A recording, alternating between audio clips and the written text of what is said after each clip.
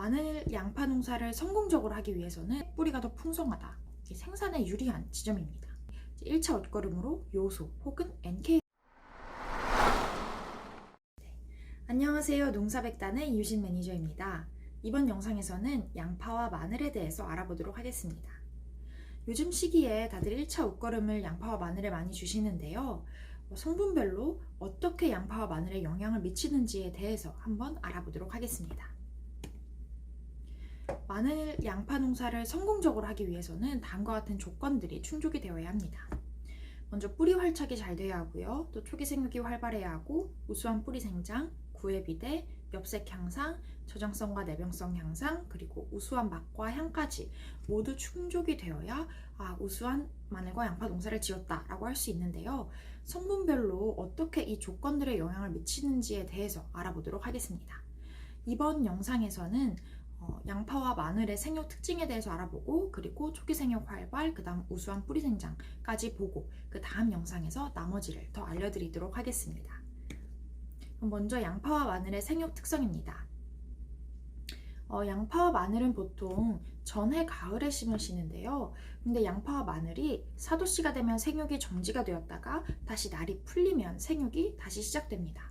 그래서 2월 중순부터 봄 가뭄이 끝나는 4월까지 생육 관리가 필요합니다. 이때 비료를 너무 많이 주거나 혹은 비료를 늦게 주게 되면 2차 생장이 일어나게 됩니다. 마늘에서는 흔히 벌마늘이라고 하는데요. 그래서 이런 2차 생장이 일어날 수 있기 때문에 적절한 시기에 적절한 양의 비료를 주시는 것이 상당히 중요합니다. 그럼 적절한 시기는 언제일까요? 바로 3월 중순 전까지입니다. 그리고 또 비료를 늦게 주게 되면 영양 생장이 계속돼서 이 그림에서 보시다시피 웃자람이 일어납니다. 웃자람이 일어나서 양파와 마늘에 정작 퍼져야 하는 구가 퍼지지 않게 돼서 수확 시기가 늦게 됩니다. 그래서 적절한 시기와 적절한 양을 잘 지켜주시는 것이 좋습니다. 그래서 이렇게 적기적소에 적절한 양의 비료를 주는 것이 상당히 중요한데요. 지금 관행적으로는 많은 분들이 1차 옷걸음으로 요소 혹은 NK를 시비하고 계십니다. 물론 이 질소와 칼륨, NK는 양파와 마늘에 상당히 중요한 영양소입니다. 그러나 적절한 시기와 적절한 양만큼이나 중요한 것이 바로 고른 양분이 골고루 들어가는 것입니다. 그럼 지금부터 각 양분이 어떻게 양파와 마늘에 영향을 미치는지에 대해서 설명드리도록 하겠습니다. 먼저 초기 생육을 활발하게 하기 위해서는 3월 하순 이전에 충분한 양의 질소가 공급이 되어야 합니다. 그래서 충분한 잎해수를 확보하고, 또 대공의 굵기를 확보하고, 또 뿌리 생장을 돕는 것이 마늘과 양파의 생육에 아주 중요합니다.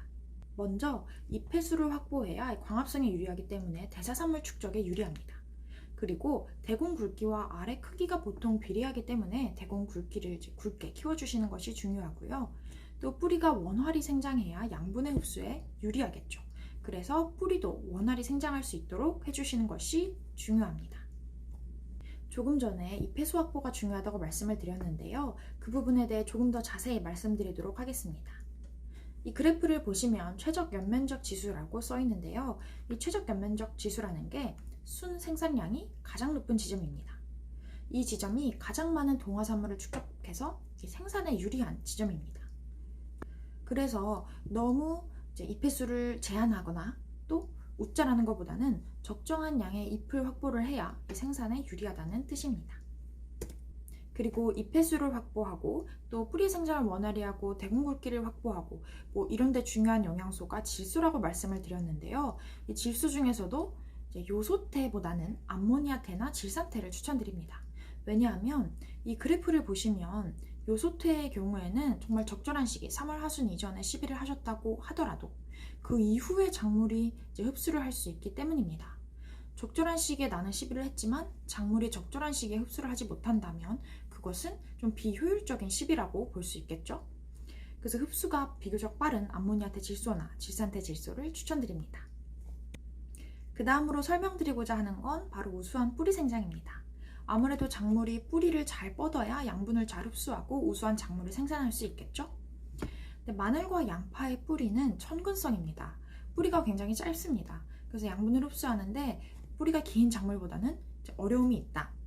그래서 인산을 통해서 뿌리의 생장을 도와서 뿌리가 양분을 더 잘 흡수할 수 있도록 있게 해주시는 것이 중요합니다. 이 그림 같은, 이 사진 같은 경우에는 복합비료와 NK로 이제 키운 작물의 비교 사진인데요. 여기에서 하나 말씀드릴 것은 일단 이 마늘은 수확하는 과정에서 뿌리가 좀 많이 잘린 상태입니다. 그래서 이 사진을 보실 때 길이를 보시기보다는 복합비료를 썼을 때 뿌리가 더 풍성하다, 뿌리의 부피가 더 크다 라는 것을 포인트로 해서 보시면 더 도움이 되겠습니다.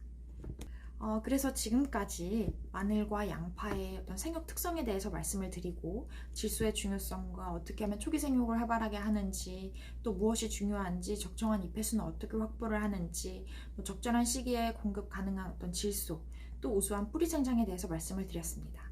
다음 영상에서는 NK에서의 K에 대해서도 말씀을 드리고 나머지 미량 요소에 대해서도 설명을 드리도록 하겠습니다. 그러면 다음 영상에서 뵙겠습니다. 감사합니다.